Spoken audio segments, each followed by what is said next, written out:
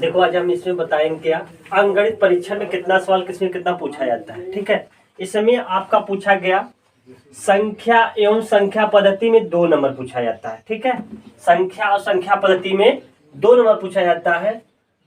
पूर्ण संख्याओं पर आधारभूत संक्रियाएं 1 नंबर पूछा जाता है। मतलब एक प्रश्न आता है इसमें है, और इसमें आता है भिन्न और भिन्नों पर आधारभूत संक्रियाएं में 2 प्रश्न पूछे जाते हैं। इसमें है गुणनखंड और गुणज एवं उनके गुण 4 प्रश्न पूछे जाएंगे। लघुत्तम समवर्तक और महत्तम समवर्तक में 4 प्रश्न पूछे जाएंगे। वर्गमूल तथा घनमूल में कोई प्रश्न नहीं पूछा जाता। समवर्तक आपको पढ़ना पड़ेगा।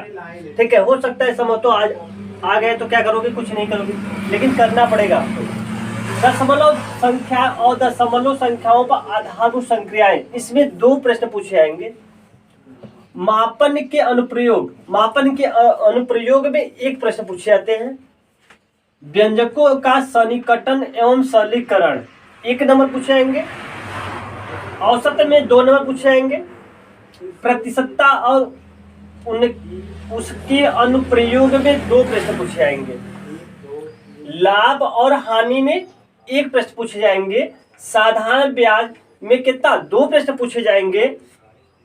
अनुपात और समानुपात में कोई प्रश्न नहीं आता है, लेकिन आ सकता है समझौता। इस बार आपको पढ़ना है, यह मत करना कि हम लिखा दिए थे नहीं पढ़े, लेकिन पढ़ना आपको है। कार्य और समय, ये 1 प्रश्न पूछा जाएगा। लाभ 4 समय तथा दूरी 1 प्रश्न पूछा जाएगा। इसमें क्षेत्रफल परिमाप तथा आयतन में 3 प्रश्न आते हैं। ठीक है, 3 प्रश्न आते हैं। पैटर्न आपको 1 प्रश्न आता है। आंकड़ों का चित्रमय प्रदर्शन 2 नंबर का आता है। आंकड़ों पर, ठीक है, आंकड़ों का जो प्रदर्शन दिया गया है, ठीक है, यही पूछा जाता है। बारंबार आता है जो पूछा गया, इसकी यह बनाया जाता है। यही आपको आंकड़ों का, ठीक है, चित्रमय प्रदर्शन ये पूछा जाता है। अब देखो मानसिक योग्यता परीक्षण में, ठीक है, मानसिक योग्यता परीक्षण में आपको पूछे जाएंगे 50 सवाल।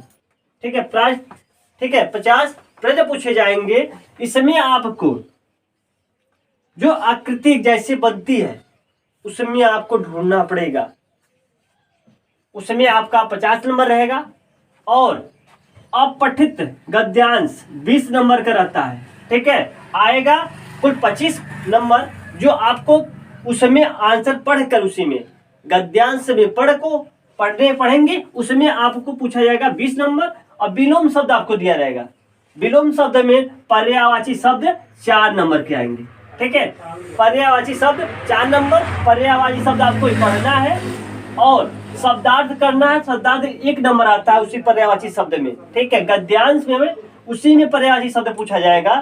ठीक, अब इसमें विशेषण भी 1 नंबर का आता है, उसी में पूछा जाता है। जिसमें गद्यांश पूछा जाएगा, उसके 4थे नंबर पर वही में एक प्रश्न अलग अलग से रहेंगे, उसी में रहेंगे।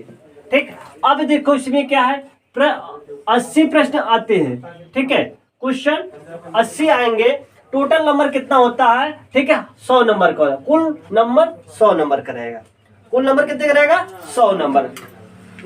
अब एक क्वेश्चन कितने का बनता है, एक प्रश्न जो आएगा, ठीक है, ये प्रश्न आता है 1.25।